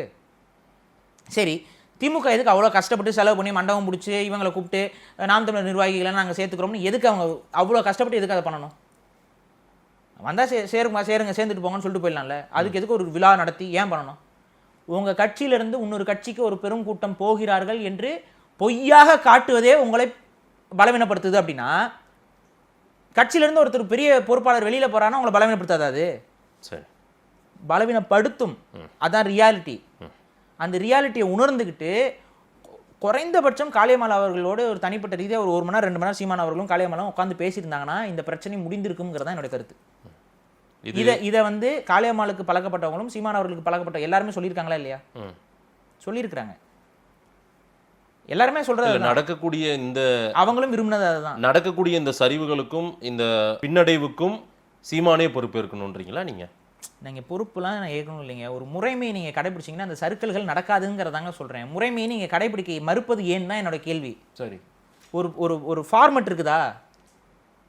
ஒழுங்கு நடவடிக்கை குழுன்னு சொல்கிறீங்களே, அது யார் யார்? இந்த காளியம்மாள் மீது ஒழுங்கு நடவடிக்கை குழு ஏதாவது நடவடிக்கை எடுத்துச்சா? இருக்கா அது மாதிரியா? அதில் நாம் தமிழர் இருக்கும், பேரளவில் இல்லாமல் இருக்காது. அதுக்கு அது வந்து அமைக்கப்படணும். ஒவ்வொரு இஷ்யூக்கும் ஒழுங்கு நடவடிக்கை குழுனா வந்து அந்த குழு அப்பப்போ அப்பாயின்ட் பண்ணுவாங்கங்க.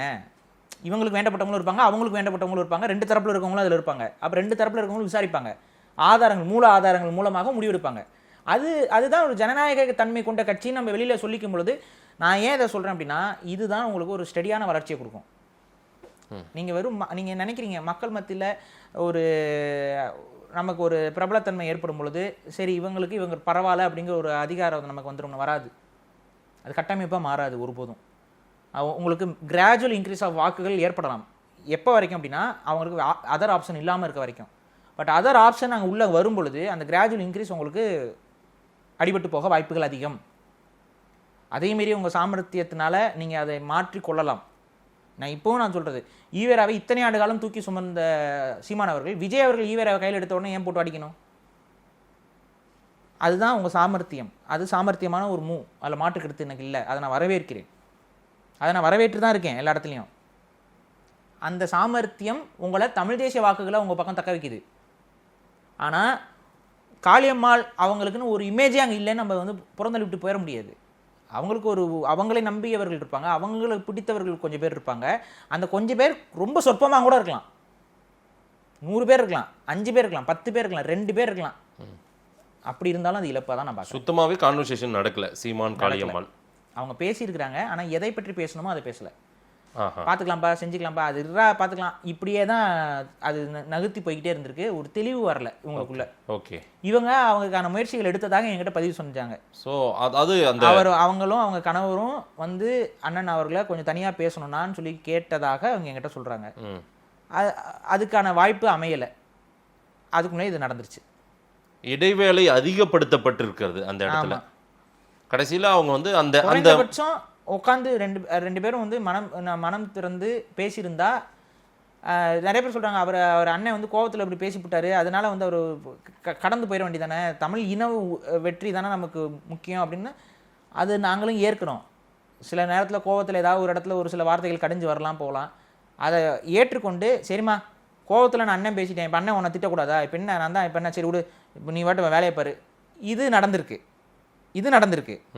ஆனால் இது எப்போ நடக்குது அப்படின்னு பார்த்தீங்கன்னா, ஆரம்பத்தில் ஏன்னு சொல்லி அது ஒரு வேறு மாதிரி போய் அதுக்கப்புறம் திரும்ப ஒரு இதில் வந்துட்டு நான் அண்ணன் உன் கூட தானே இருக்கேன், நீ வாட்டு வேலையை போய் பாருன்னு அப்புறம் சொல்லியிருக்கிறாங்க. அதுக்கப்புறம் அவங்க வேலை பார்க்க போயிருக்காங்க. ஆனால் அங்கே வந்து அவங்களுக்கு கோஆப்ரேஷனே இல்லாமல் இருந்திருக்கு. ஒத்துழைப்பு இல்லை, தொகுதியில் ஒத்துழைப்பு இல்லாமல் இருந்திருக்கு. ஒரு மாதிரி ஒரு கேப் இருந்திருக்கு. அப்போ திரும்ப வந்து அவங்க வந்து என்ன இந்த மாதிரி இருக்குது என்ன அப்படின்னு சொல்லி அவங்க பேசுறதுக்கு வராங்க. அந்த இதில் கான்வர்சேஷன் அடுத்த கட்டத்துக்கு போகலைங்கிறது அவங்க தரப்பு சொல்கிறது. இவங்க தரப்பு என்ன சொல்கிறாங்கன்னு நமக்கு பெருசாக தெரியல. நாம் தமிழர் தரப்புக்குள்ளேருந்து என்னென்ன சொல்கிறாங்கன்னு நமக்கு தெரியல. ஆறுதல் படுத்தி விட்டு மறைமுகமாக அவங்களுக்கு ஒரு தொல்லையும் கொடுக்கப்பட்டதுன்றீங்களா எப்படி? அதாங்க, நீங்கள் மேல் தரத்தில் சீமான் அவர்கள் அவங்களுக்கு ஆறுதலாக சொல்லி நீ போய் பாரு. இன்ஃபேக்ட் இந்த பிசுறுங்கிற ஆடியோலாம் பேசப்பட்டு அதுக்கப்புறம் தானே அவங்களுக்கு வேட்பாளராக இதே வந்திருக்கு. ஸோ ஏதோ ஒரு இடத்துல அதுக்கப்புறம் தான் குலதெய்வம்னு சொல்கிறாரு. ஆமாம், புரியுதுங்களா? இது அந்த ஆடியோலாம் லீக் ஆகி இதாகி அதுக்கப்புறமா அவங்க காளியம்மாளும் வந்து அந்த ஆடியோ வந்த உடனே இல்லை அப்படின்ட்டு போகலையே. அப்படி போயிருந்தாங்கன்னா சரி நீங்கள் சொல்லலாம், அவங்க கோவப்பட்டு பேசினது இதெல்லாம பெருசுப்படுத்திட்டு போகிறீங்க அப்படிங்கிற மாதிரி பேசலாம். அதுக்கப்புறமும் அவங்களும் இருந்திருக்கிறாங்க. ஆனால் உங்களுக்கு எப்படி நீங்கள் கட்சியில் எதற்கும் உங்களுக்கு ஒன்றும் இல்லைங்க, தேர்தல் பிரச்சாரத்துக்கு அவங்கள போடவே இல்லை, கவனிச்சிங்களா? ஆமாம். ஏன் பண்ணலை? தேர்தல் பிரச்சாரம் அவங்க பண்ண மாட்டாங்களா? ஏன் புறக்கணிப்பு? அப்போ அது ஒரு மாதிரி ஷேடோ பேன் பண்ணுறீங்க. அப்போ அவங்களா விலகி போகணும்னு எதிர்பார்க்குறீங்க. இப்போ இந்த ப்ரெஸ் மீட்லேயே அவங்க அறிவிக்கவே இல்லை காளியம்மாள். நான் கட்சி விட்டு வெளியே போகிறேன்னு அவங்க அறிவிக்கவே இல்லை. ஆனால் அதுக்கு முன்னாடி நீங்கள் கலைன்ட்டீங்க, கலை உதிர போகுதுன்னு அப்படின்ட்டீங்க, கலை உதிர் காலம்ங்கிறீங்க. ஏன் அதான் ப்ரெஷர் பண்ணி அனுப்புறீங்க. அதையும் கூட புரிந்து கொள்ளாத மாதிரி ஒரு கூட்டத்தை நீங்கள் இன்னைக்கு உருவாக்கி வச்சுக்கிட்டீங்க. ஆனால் அது எல்லாருக்கும் புரியாமல் இருக்கணும்னு அவசியம் இல்லை, எங்களுக்கு அது புரியுது. ஆனால் அது தப்பாக போய் முடியும். அது தமிழ் தேசிய உங்கள் கட்சிக்கு நான் சொல்லலை, தமிழ் தேசிய எதிர்காலத்துக்கு தப்பாக போய் முடியும். எந்த பாதையை நோக்கி காளியம்மாள் போக போகிறாங்க அப்படின்றது பார்க்கலாம். இன்னொரு எதிரி முகாமுக்கு போயிடக்கூடாதுங்கிறது என்னுடைய கருத்து. அவங்க எக்காரணத்து கொண்டும் திராவிட இயக்கங்கள்கிட்ட போயிடக்கூடாது, எக்காரணத்து கொண்டும் இந்துத்துவ இயக்கங்கள்கிட்ட போயிடக்கூடாது. போக மாட்டாங்கங்கிற நம்பிக்கையோடு நான் அவங்கள அணுகிறேன், போக மாட்டாங்கங்கிற நம்பிக்கையை வைக்கிறேன். எனது நம்பிக்கையை அவங்க உடைக்கிறாங்களா இல்லையாங்கிறது அது அடுத்த கட்டது. ஆனால் அந்த நம்பிக்கை அவங்க மேலே எனக்கு இன்னும் இருக்குது. இன்னொரு நிகழ்வும் நடந்துட்டு இருக்கு. சீமான் அவர்களுடைய ரத்தம் எப்போ என்னுடைய ரத்தம்னே சொல்லுவார் அண்ணன் வேல்முருகன், நம்ம அண்ணன் தான். அவரும் நாம் தமிழர் கட்சியில் பலர் வெளியேறி கொண்டிருப்பவர்கள்லாம் அந்த பக்கம் போயிட்டு இருக்காங்க. திரு வெற்றிக்குமரன்லேருந்து புகழேந்தி மாறன்லேருந்து எல்லாம் அண்ணன் வேல்முருகன் கரத்தை வலுப்படுத்தி இருக்காங்க. தமிழ் தேசிய தலைவன் அடுத்து வேல்முருகன் தான் அப்படின்னு. வெற்றிக்குமரன் அவர் தனது முடிவுகளில் ஒரு உறுதித்தன்மையோட முடிவுகள் எடுக்கணும். ஏன்னா என்கிட்ட வெற்றிக்குமரன் பேசியிருக்காப்புல. அன்னைக்கு என்ன சொன்னார்னா, நான் தனித்து இயங்க போகிறேன், தனி கட்சி ஆரம்பிக்க போகிறோம், தனியாக செயல்பட போகிறோம் தான் என்கிட்ட அவர் சொன்னார். ஆனால் டக்குன்னு அவர் முடிவுகளை மாற்றிக்கிறாரு. நம்ம மாவீர தினத்துக்கு கூப்பிட்றாங்க, மாவீர தினத்துக்கு கூப்பிடும்போது பாரி தனியாக ஒரு தமிழ் தேசிய இயக்கத்தை ஆரம்பிக்கிறோம், அதாவது தமிழர் ஒருங்கிணைப்பு இயக்கம்னு ஆரம்பிக்கிறோம், அதை நாங்கள் இது பண்ணுறோம், நீங்கள் வாங்க, வேல்முருகனெலாம் கூட வராரு வாங்க அப்படின்னாரு. நான் ஃபஸ்ட்டு சரிங்க அப்படின்னு யோசித்தேன். அப்புறம் சரி மாவீரர் தினம் தானே, மாவீரர் தினம்ங்கிறது ஒரு பொதுவான நிகழ்வு தான். இப்போ சில மாவீரர் தினங்களுக்கு நம்ம அலையாமல்லாம் போயிருக்கிறோம். ஆனால் அந்த அலையாமல் போன மாவீரர் தினங்களில் நமக்கு சில கசப்பு சம்பவங்கள் நடந்திருக்கு. அதனால் அந்த இடத்துக்கு நம்ம போக முடியாது. சரி, நம்மளோட உணர்வை வெளிப்படுத்துறதுக்கு மாவீரர் தினத்துக்கு நம்ம போவோம்னு சொல்கிறோம். அதில் வேல்முருகன் அவர் திமுக கூட்டணியில் இருக்கிறவரும் நமக்கு நல்லாவே தெரியும். இருந்தாலும் நாங்கள் போய் கலந்துக்கிட்டு அங்கே என்ன பண்ணுறோம், திமுக கட்சியை வெளுத்து வாங்கியிருக்கோம், திமுகவோட துரோகத்தை யாரும் மறந்துவிடக்கூடாதுங்கிறத திரும்ப வேல்முருகன் அவர்களுக்கெல்லாம் நினைவூட்டி விட்டு தான் நம்ம வரோம். ஏன்னா தமிழ் தேசிய பாதைக்குள்ளே நீங்கள் வரணும்னா திமுகவோட எந்த வித உறவு முறையும் நம்ம வச்சுக்க முடியாது. நீங்கள் அரசியல் ரீதியான இதுன்னு சொல்லலாம், கூட்டணின்னு சொல்லலாம், அந்த உறவு முறைகளை வச்சுக்கிட்டு நம்ம தமிழ் தேசிய தளத்துக்குள்ளே கண்டிப்பாக நிற்கவே முடியாது. ஏன்னா இனத்தை கொண்டொழிப்பு துரோகத்தை செஞ்ச திமுகவோட உங்களுக்கு ஒட்டும் இருக்கக்கூடாது, உறவும் இருக்கக்கூடாது, அதில் எனக்கு மாற்றுக்கிறதே கிடையாது. ஆனால் அதே நேரத்தில் வேல்முருகன் அவர்கள் அந்த கூட்டணியிலிருந்து வெளியில் வருவார் அப்படிங்கிற ஒரு நம்பிக்கையும் என்னிடம் சொல்லப்பட்டது. புரியுதுங்களா? அது யார் சொன்னால் நான் நம்புவேனோ அவங்களே தான் சொன்னாங்க. ஆனால் இன்னும் வராமல் இருப்பது வியப்பு தான். எனக்கு அது புரியல என்னன்னு. வரட்டும், வாழ்த்துவோம், அது பிரச்சனை இல்லை. ஆனால் இவங்க வெற்றிக்குமரன்லாம் என்கிட்ட என்ன சொன்னாங்கன்னா, தனியாக செயல்பட போகிறோம் தான் சொன்னாங்க. ஆனால் அதுக்கப்புறம் அவங்க வேல்முருகனோட, நான் என்ன சொல்கிறேன், வேல்முருகனோட அவர்கள் சேர்ந்து செயல்படுவதுமே எனக்கு மாற்றுக்கிறது இல்லை. ஆனால் வேல்முருகன், வெற்றிக்குமரன் இவங்களாம் சேர்ந்துட்டு திமுகவோட போய் கூட்டணி நின்னாங்கன்னா அது துரோகமாக போய் முடியும். அது யாருக்கு செய்கிற துரோகம் தெரியுமா? வெற்றிக்குமரன் அவருக்கு அவரே செய்து கொள்ளக்கூடிய துரோகம், புகழேந்தி அவருக்கே செய்து கொள்ளக்கூடிய துரோகம், வேல்முருகன் அவருக்கே செய்து கொள்ளக்கூடிய துரோகம். இதோட நிற்கும். ஏன்னா அவங்க எல்லாமே தமிழர்கள் தான். தமிழர்கள் உங்களுக்கு நீங்களே செஞ்சுக்கிற துரோகம் தான் அது. அதை செய்யக்கூடாதுன்னு தான் நான் சொல்கிறேன். இதோட நிற்குமா ஃபுல் ஸ்டாப்? இல்லை இன்னும் தொடர்ச்சியாக நிறைய பேர்? இன்னைக்கு ஒரு ராணிப்பேட்டை மாவட்ட செயலாளர் ஒருத்தர் வெளியேறி இருக்காரு. நான் ஒன்று சொல்கிறேங்க, இந்த முறைமைகள் கடைபிடிக்கப்படலைன்னா இது தொடர்கதை தான். இன்னைக்கு காளியம்மாள், நாளைக்கு வேற யாரோ, இது கண்டினியூ ஆகிட்டே தான் இருக்கும், நிற்காது. இது நிற்கணும் அப்படின்னா முறைமை வேணும். அந்த முறைமையை வலுப்படுத்துறது அந்த நாம் தமிழர் கட்சியோட தலைமைகள் இதுக்குள்ளே இருக்கும். இல்லை இன்னொன்று, இது தனிப்பட்ட நாம் தமிழர் கட்சி விவகாரம் தான், இதில் அடுத்தவங்க தலையிட வேண்டியங்கிற அவசியம் இல்லை. சரி, எது வரைக்கும் அப்படின்னா உங்களுடைய தனிப்பட்ட விஷயங்கள் தனிப்பட்ட விஷயங்களாகவே இருக்கும் வரையில் யாரும் தலையிட வேண்டிய அவசியம் இல்லை. ஆனால் கொள்கை சார்ந்தோ கோட்பாடு சார்ந்தோ இந்த மாதிரியான அரசியல் வரும் பொழுது ஒரு மிக முக்கிய நிர்வாகி வெளியேற்றப்படுகிறார் என்றால் அது கண்டிப்பாக விமர்சிக்கப்படும். எப்படி நான் சொல்கிறேன் அப்படின்னா, நாம் தமிழருக்கு, நாம் தமிழர் கட்சி பொறுப்பாளர்களுக்கு எப்படி ஆதவர்ஜுனா விடுதலை சிறுத்தையிலிருந்து வெளியில் போகிறத பேசுறதுக்கு உரிமை உண்டோ, அதே உரிமை பாரிசாலனுக்கு காளியம்மாள் கட்சி விட்டு வெளியேற்றப்படும் பொழுது பேசுறதுக்கு இருக்கு. இவ்வளவுதான் விஷயம். நீங்க மட்டும் கட்சியில அடுத்த கட்சியிலேருந்து எவனா ஒருத்தர் வெளியேறினா உட்காந்து மணிக்கணக்காக பேசுவீங்க. உங்க கட்சியிலேருந்து யாராவது வெளியேறினா யாருமே பேசக்கூடாதுன்னு நினைக்கிறீங்க பாருங்க. இது சர்வாதிகாரம் இல்லாமல் வேற என்ன? அப்படி யாரும் இன்னும் சொல்லலை, சொல்ல ஆரம்பிச்சிட்டாங்க. இப்போ இங்கே சொல்லுவாங்க. நான் அதுக்கு தான் சொல்லிடுறேன், தயவு செஞ்சு நிதானத்தோடு செயல்படுங்கிறது தான் ஒட்டுமொத்த விஷயம். தமிழக வெற்றி கழகம் விஜய் 2வது ஆண்டு தொடக்க விழாவெல்லாம் 2வது ஆண்டு ஆனதும் அதுக்கான விழாவெல்லாம் கொண்டாடுறாங்க. நான் அதை பற்றியும் கேட்கணும்னு நினைச்சேன். விழா முடிஞ்சிட்டுமே, முடிஞ்சதும் நிறைய பேசுவோம். நேரில் நேரம் கொடுத்து பேசுமிக்கு நன்றி திரு பாரிசாலன். நன்றி.